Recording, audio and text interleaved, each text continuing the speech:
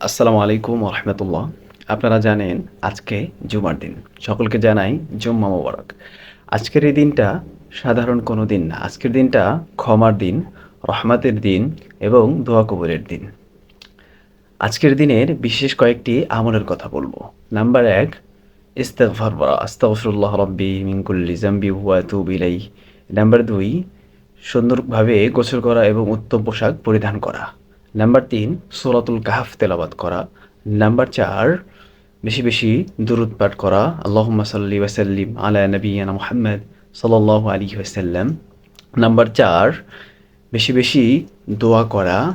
বিশেষ করে আসর থেকে মাগরিবের পরে দোয়া কবুলের বিশেষ মুহূর্তে বেশি বেশি আল্লাহর কাছে দোয়া করা। বিশেষ করে নিজের জন্য, পরিবারের জন্য এবং উম্মাহর জন্য দোয়া করা। আল্লাহ তাআলা আমাদের সকলকে আজকের এই জুমার দিনে আমলগুলো করার তৌফিক দান করুক। আমিন। ভিডিওটি ভালো লাগলে অবশ্যই শেয়ার করে দিবেন।